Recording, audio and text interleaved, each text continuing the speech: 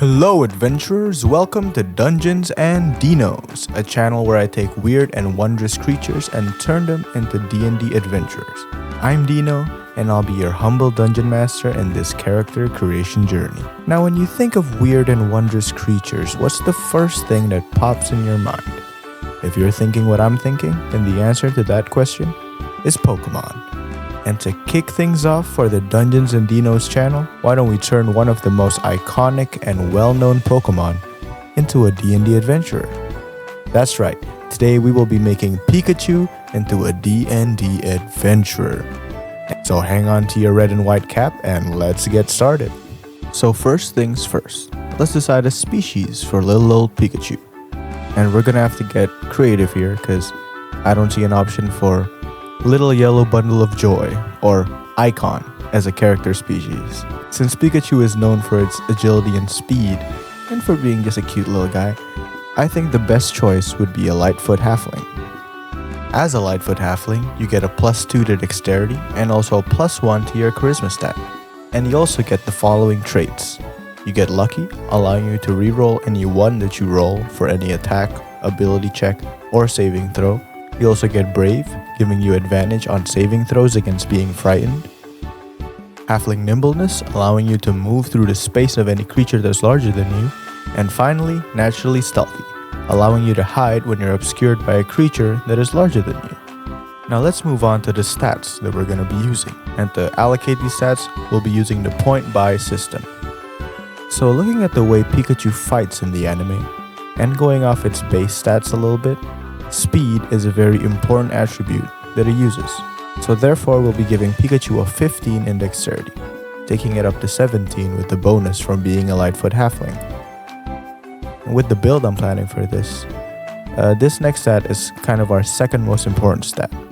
And that stat will be Intelligence, which we're also going to give a score of 15. Now Pikachu, in the anime at least, is known for taking a lot of hits and getting back up again. So I'm going to give it a 14 in Constitution. And finally, since it is Pokemon's mascot and overall a very cute Pokemon, I'm giving it a 10 in Charisma, bringing it up to 11 with the bonus from being a Lightfoot Halfling. This leaves it with an 8 in both Wisdom and Strength, since we're not really going to be using those stats for this build. Now let's move on to the actual class build of this character. Now Pikachu's fighting style in the game and anime heavily relies on speed, allowing it to attack enemies with quick melee attacks such as Quick Attack and Iron Tail, and also dealing powerful damage using its electric moves. Now this blend of electric spell type moves and dexterous melee attacks instantly made me think of Blade Singer for this build. However, that won't be where this build will start. First, we're going to take a level in Rogue. At first level of Rogue, you get proficiencies in Light Armor, Dexterity and Intelligence saving throws, and you also get 4 skill proficiencies. And these skill proficiencies, they're kind of why I chose to start with Rogue. We're going to choose Acrobatics, because Pikachu moves and flips around the battlefield. Perception, so it can watch out for enemy moves. Persuasion, because it's just so dang cute. And finally Stealth, utilizing its small frame to sneak past any enemies. Now you also gain expertise in 2 skills as well, from which we're going to choose Acrobatics and Persuasion. And finally, from first level of Rogue, you also get Sneak Attack, allowing you to deal extra damage when making an attack with advantage, or if the enemy you're attacking is within 5 feet of an ally. Swiftly moving on, we're going to go straight into the multiclass at second level, to ensure that you can battle using electric type moves as fast as possible. And for that, we're going into Wizard. At first level of Wizard, you gain access to spellcasting, obviously, allowing you to cast spells, giving you access to cantrips such as Shocking Grasp and Lightning Lure, to emulate Pikachu's electric type attacks, and also Booming Blade to sort of, emulate its Iron Tail. You also get spells like Chromatic Orb. You can be used to, be like an Electro Ball, or even Thunder Wave for those times when Pikachu slams its Iron Tail into the ground to knock people away. You also get classic utility spells like Shield for when, Pikachu dodges attacks in a Pokemon battle, and also Featherfall, since it seems like Pikachu doesn't take any falling damage at all. You could also take Disguise Self for all those times Pikachu contorts its face to imitate other Pokemon. Such a silly little guy. Where was I? Alright. You could even take Charm Person, since Pikachu's just, just an adorable little guy that can charm its way into anyone's hearts. finally, you also get Arcane Recovery at first level of Wizard, allowing you to recover expended spell slots with a combined level that is equal to or less than half your Wizard level, rounded up. But none of those slots can be 6th level or higher. So moving on, we're going to continue leveling up our Wizard class for the next few levels. So at 2nd level of Wizard, you get to choose an Arcane Tradition, and as I mentioned before, the Arcane Tradition we'll be choosing is Blade Singing. And with Blade Singing at 2nd level, you gain proficiency with Light Armor, which you already get from Rogue. You also get proficiency in Performance, and also proficiency with one type of one-handed melee weapon. And for this, we're going to be choosing a Scimitar, since, in my opinion at least, scimitars with their curved blades sort of remind me of Pikachu's tail, which it does use as a weapon in the anime. Now we're going to keep leveling up the Wizard again, up to level 3. It doesn't give you any extra features or spell levels, so let's just keep moving on. Now getting our Wizard level up to level 4 has given us our first ability score improvement, which we're going to use to bump up our Dexterity by 1 point and our Intelligence by 1 point, rounding up those stats to an even number and increasing their modifiers. At 4th level, you also gain another cantrip, and for that we'll choose Light, since Pikachu's lightning does illuminate everything around it. And at this level, you also gain access to 2nd level spells. For those, we're gonna pick up Mirror Image to emulate Double Team. You can also pick up Misty Step, because even though Pikachu can't teleport, just think of it as Pikachu is like moving so fast that it appears as if it's teleporting. And I would also choose Hold Person to emulate the binding abilities of Pikachu's Electro Web. Now for the next level, we're gonna bring our Wizard up to 5th level, giving access to 3rd level spells. Now here, we're finally gonna get Pikachu's signature move, Thunderbolt. And by Thunderbolt, I do mean Lightning Bolt. You also gain access to Counterspell for when Ash's Pikachu uses Counter Shield, breakdancing while using Thunderbolt to deflect any attacks coming towards it, and also Haste, for when you want to gain that extra bit of speed and an extra action. Though it can only be used to make one attack, or the dash, disengage, or hide action, it can still be quite useful if you can maintain concentration on it. Now, for the next level, we're gonna be bumping it up in Wizard again, bring it up to 6th level, and at 6th level of Blade Singer, you get extra attack. And even better, you can cast a cantrip as one of those attacks. So instead of making 2 weapon attacks, you could use a Shocking Grasp or Booming Blade, and then make another melee attack after that, or vice versa, drastically increasing your versatility in combat. And now that we already have extra attack, for 8th level of the character, we're gonna move back to Rogue, and bump it up to level 2. At level 2 of Rogue, you get Cunning Action, allowing you to make the dash, disengage, or hide action as a bonus action. And like, for example, with that bonus action dash, you could roleplay using Quick Attack, moving so fast and attacking your enemies. Basically, this Cunning Action just really helps with the idea that Pikachu is very fast, very nimble. You could do these things that would normally take an action as a bonus action, just a little bit faster. Not to mention that it leaves your action to do actually useful things in battle, like attack or use a spell.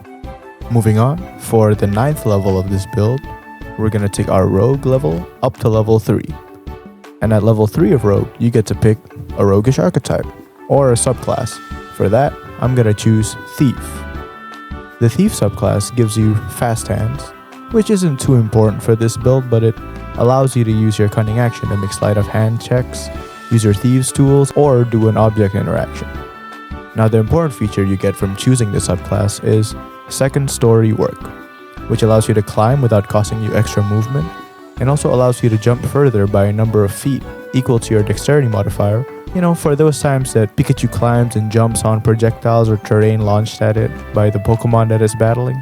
And also, finally, your sneak attack damage also increases by 1d6, bringing it to a total of 2d6.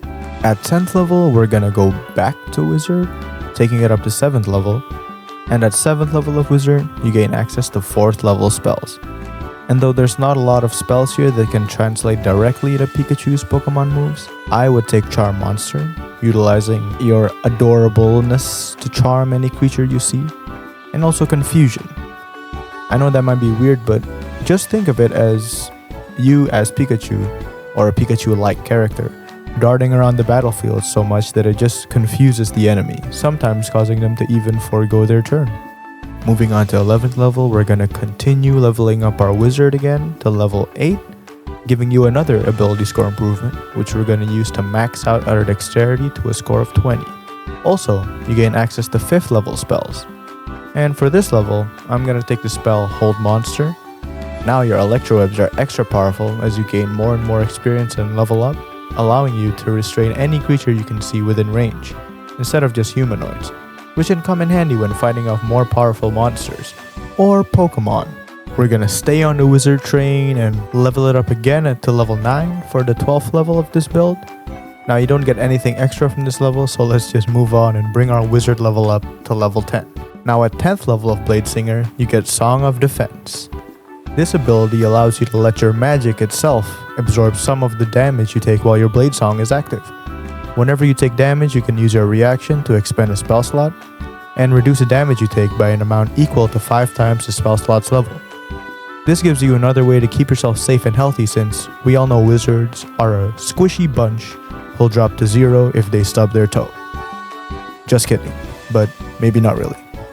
Now this fits into the Pikachu build as well, if you think of it as you're partially deflecting attacks with your Thunderbolt or Iron Tail. You also get to choose an extra cantrip, and for this I'm gonna be taking Thunderclap as another application of Pikachu's Iron Tail, slamming it into the ground to deal damage to anyone within 5 feet of you. Now at 14th level, we're gonna go back and take another level of Rogue, bringing it up to level 4. This gives us another ability score improvement, which we're gonna use to increase our intelligence by 2 points, bringing it up to a total of 18. Now this will help you with your spellcasting and making sure that your enemies get hit by all those lightning spells that you have prepared. Moving on to 15th level, we're gonna stick with Rogue and bring it up to level 5. This gives us Uncanny Dodge, which allows you to have an attack's damage against you if you can see the attacker. Just treat this like those moments in the anime when Pikachu dodges an attack but still gets hit by the debris or something like that.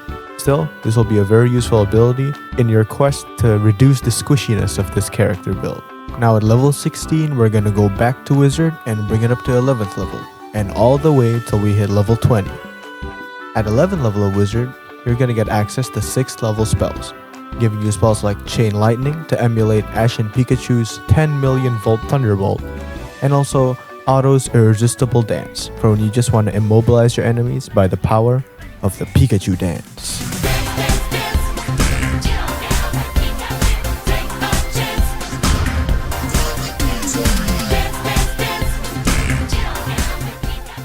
At 12th level of Wizard, this is where you're gonna get the last ability score improvement of this build, but this time we're gonna be taking a feat.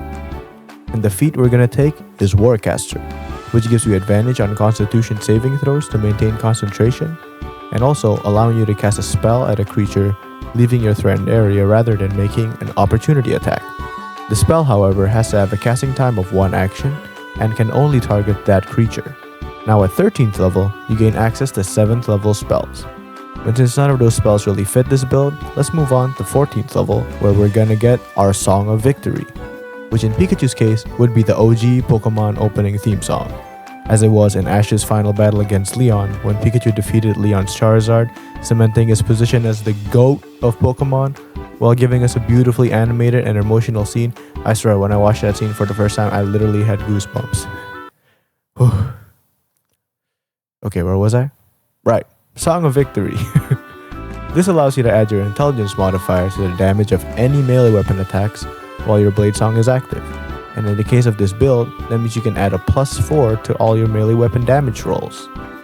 And finally, for 15th level of Wizard and the final level of this build, you gain access to 8th level spells. Though not a lot of these spells really work for this build, there is one in particular that I think might work, especially if we're using Ash's Pikachu as inspiration for this build. And that spell is Sunburst. When you cast Sunburst, brilliant sunlight flashes in a 60-foot radius sphere centered on a point you can choose within range. Each creature in the sphere has to make a Constitution saving throw. On a failed saving throw, they take 12d6 radiant damage and become blinded, and half damage on a successful one. Now I know you might be wondering, this is radiant damage, not lightning. Pikachu's whole thing is lightning or electric damage. And I agree, this is a bit of a stretch. But if we're using Ash's Pikachu as inspiration, then we're gonna have to find a way to imitate that final Thunderbolt in their final battle against Leon. And something about that pillar of lightning coming down on Pikachu just gave off a somewhat radiant vibe. That amount of light shining in front of your eyes is sure to blind you if you're not careful, so I stick by it. So with that, we've done it. We just made a level 20 build for the most iconic and well-known Pokemon, Pikachu.